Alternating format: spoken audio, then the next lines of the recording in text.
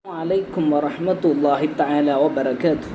قال رسول الله صلى الله عليه وسلم واعلم أن الأمة لو اجتمعت على أن ينفعوك بشيء لم ينفعوك إلا بشيء قد كتبه الله لك وإن اجتمعوا على أن يضروك بشيء لم يضروك إلا بشيء قد كتبه الله عليك. رفعت الأقلام وجفت الصحف. واعلم, you must know, أن الأمة لو اجتمعت,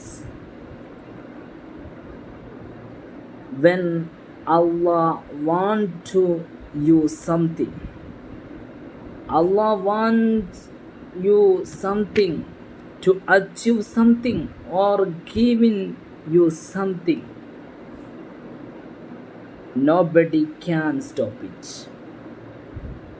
Even if the whole world is trying to block you from achieving something, they won't able to do it.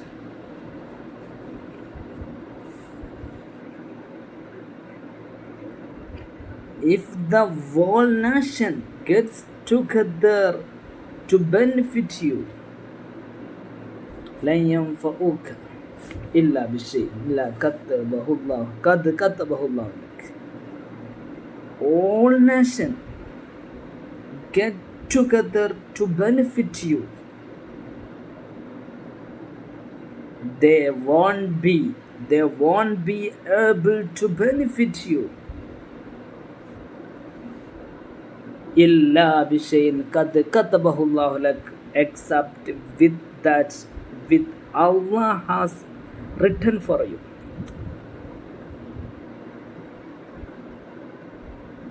وإن اجتمعوا على أن يضروك بشيء لن يضروك إلا بشيء قد كتبه الله لك. If the entire nation, the whole nation gets together to harm you,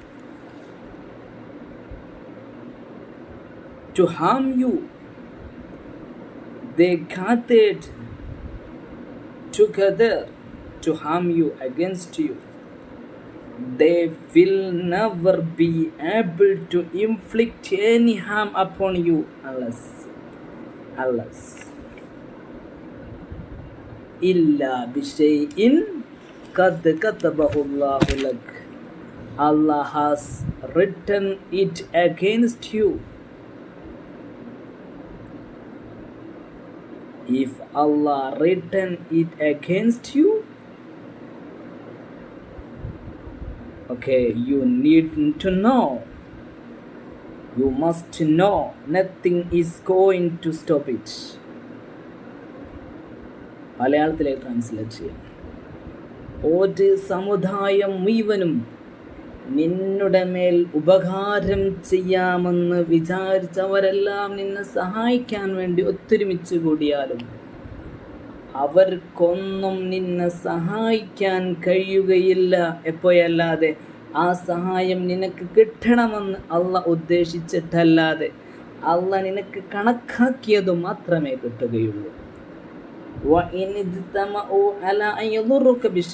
ഒരു ഉമ്മത്ത് മുഴുവനും, ഒരു സമുദായം മുഴുവനും നിന്നെ ഉപദ്രവിക്കാൻ ഒരുമിച്ച് കൂടിയാൽ അവർക്കെല്ലാം യദുറുക്, നിന്നെ തൊടാൻ പോലും കഴിയുകയില്ല.